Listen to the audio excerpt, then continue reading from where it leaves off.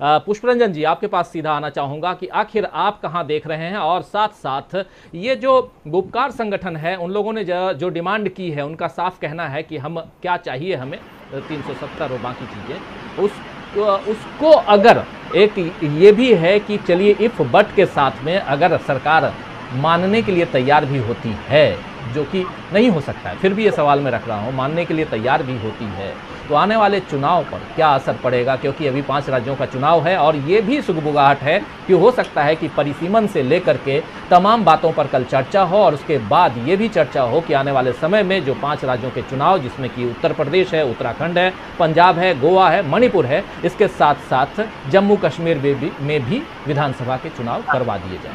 क्या कहेंगे ओवरऑल?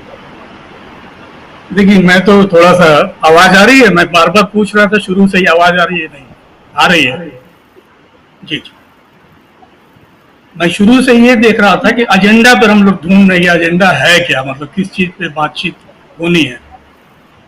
आज शाम को जो मुख्य चुनाव आयुक्त हैं, उन्होंने बाकायदा जो जम्मू कश्मीर के जो 20 जिले हैं, उनके जो डीसीज हैं, उनसे बातचीत की है, और उनको समय 2 भाग में 10-10 डीसीज से बात करना है, जो उप आयुक्त जो वहां पर हैं, और उनसे पूरा डिटेल मांगा गया है।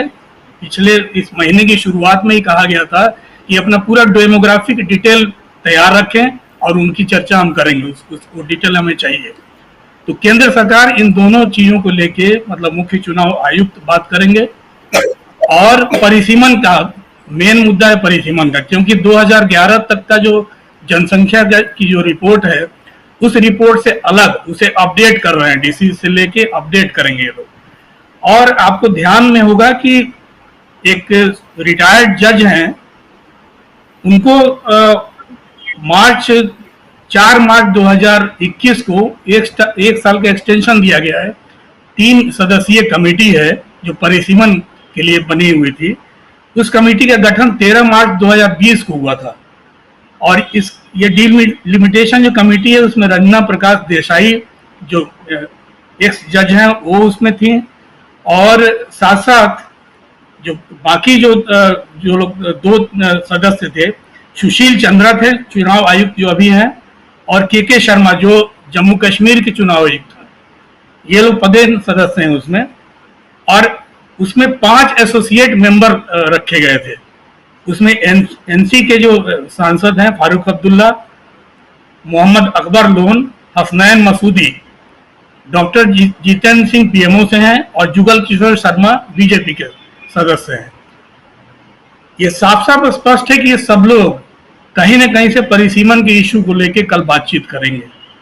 और ये भी स्पष्ट हुआ है कि वहां पर संख्या जो है, स्टेट की संख्या, जो विधानसभा में जो सदस्य संख्या है, उसे भी बढ़ाना है। ये जो आयोग की रिपोर्ट आएगी, इसे कोई भी किसी भी कोर्ट में चैलेंज नहीं किया जा सकता है। तो ये बात तो स्पष्ट है राजीव जी कि कहीं ना कहीं से एक इशू, पहले परिसीमन वाली बातचीत होगी और उसमें 114 सीटें करनी है। ये भी बात केंद्र सरकार की तरफ से स्पष्ट किया गया कि 87 जो टोटल सीटें हैं विधानसभा की, उसे बढ़ाकर, उसमें पीओके का नहीं जोड़ रहा हूं, जो 24 सीटें अलग से रखी गई हैं, 87 सीटों की बात मैं कर रहा हूं, 87 सीटों को बढ़ा के 114 सीटें करनी है जम्मू कश्मीर में। ये मुख्य एजेंडा है कल की बातचीत का। और उसमें मुझे लगता है कि आग लगने से पहले जो कुआं खोदने की आदत है केंद्र सरकार की, खासकर कोविड में ही हम सबों ने देख लिया था, उसी आदत के तहत ये सारी तैयारी पहले से हो जानी थी, लेकिन ये आदत है मोदी जी की, ये आखिरी वक्त में कुआं खोदो और सब कुछ को हड़बड़ी में तैयार करो। तो उसी आदत के तहत डीसी से भी बात करनी है, साथ साथ ये बातचीत भी करनी है इन लोगों से। तो ये विचित्र टाइप का अपने आप में घालमेल जैसा बन रहा है कि क्यों आखिर, मतलब कि ये तैयारी देखिए, संसद में जब अगस्त 2019 में JNK रीऑर्गेनाइजेशन की जब बातचीत हुई थी कि फिर दोबारा से इसका पुनर्सीमांकन करना, सब कुछ, वो एक्ट पास कर दिया गया था। बावजूद इसके आपका पूरा समय था, 2 साल का समय था, 2 साल में आप बहुत कुछ कर सकते थे, लेकिन आपने उसे बढ़ाया। और जो अभी परिसीमन का ये जो बनाया गया है, मैडम देसाई जो इसमें उसकी अध्यक्ष हैं, केवल कश्मीर के लिए 1 साल का एक्सटेंशन लिया गया है। जो मार्च में उन्होंने एक्सटेंशन लिया था केवल कश्मीर के लिए लिया था।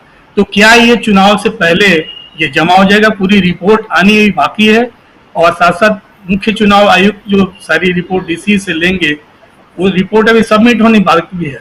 तो ये बात क्या करेंगे? सबसे पहले ये मुद्दा रहेगा, जरूर रहेगा मुद्दा, लेकिन 370 का जो प्रश्न आपने उठाया है मुझे नहीं लगता, ये ख्याली पुलाव है अपने आप में। ठीक है, ये लोग जाके हो सकता है कि अपने क्षेत्र में जाएं और जाके वहां पर बताएं कि देखिए जी सरकार इस पे विचार कर रही है, सरकार डर गई है हमसे, सरकार झुक गई है हमसे। लेकिन मुझे नहीं लगता है कि कहीं भी डरने और झुकने जैसी बातचीत होगी। मुख्य जो एजेंडा कल का होगा वो मुझे लगता है कि परिसीमन का होगा, पहला। दूसरा, इनको शर्म नहीं आती है। शर्म इसलिए नहीं आती है कि इन्हीं अमित शाह ने कहा था, पिछले साल ही कहा था कि ये गुपकार गैंग है ये, और देश के प्रधानमंत्री ने कहा था कि ये वंशवादी परिवार जो है कश्मीर पर रूल कर रहा है, इनको एलिमिनेट करना है, समाप्त करना है, इनको कश्मीर से हटाना है। तो आप फिर वंशवादियों से ही बात कर रहे हैं, आप एक गैंग से बात कर रहे हैं, और उस गैंग से बात कर रहे हैं जिसको आप लिंक करते हैं तालिबान से भी, जिसको आप लिंक करते हैं आईएसआई से भी। तो आपको शर्म भी नहीं आती है और आप उसी बेशर्मी से फिर बातचीत की टेबल पर बैठते हैं। ये कई सारी चीजें हैं जिसमें हम डिस्कस कर सकते हैं। तो आने वाले चुनाव से भी जोड़कर देखा जा सकता है, उत्तर प्रदेश से भी जोड़कर देखा जा सकता है, या थोड़ा उस सवाल को भी आगे बढ़ाइए जिस सवाल के साथ मैं प्रकाश जी के पास गया था कि क्या जम्मू कश्मीर को आने वाले समय में हम एक अलग और मतलब तीसरे प्रदेश के रूप में जम्मू को हम देखेंगे, इस देश में एक नया नक्शा हम देखेंगे, क्या कुछ आपको लगता है? दो बातें यहाँ पे हैं, एक जम्मू कश्मीर में से जम्मू और दूसरा इधर ये पूरा का पूरा मसला जो है कहीं ना कहीं क्या चुनावी मसला है जिसपे ये बैठक हो रही है कल? नहीं राजीव जी, मैं इससे इत्तेफाक नहीं रखता हूँ कि जम्मू बढ़ जाएगा, एक अलग सूबा हो जाएगा।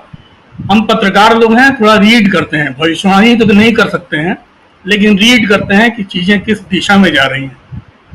तो जो मुझे लगता है कि बीजेपी एक बूबी ट्रैप फेंका है, जो सुरेश डुग्गल जी कह रहे हैं कि जनसंख्या के आधार पे प्रतिनिधित्व तो नहीं है उस इलाके में जो जम्मू में होना चाहिए। आज जो डीसी से रिपोर्ट मांगी गई है, पिछले इस महीने के शुरू में ही कहा गया था कि आप पूरे डेमोग्राफी को अपडेट कीजिए, किस जिले में कितने हैं।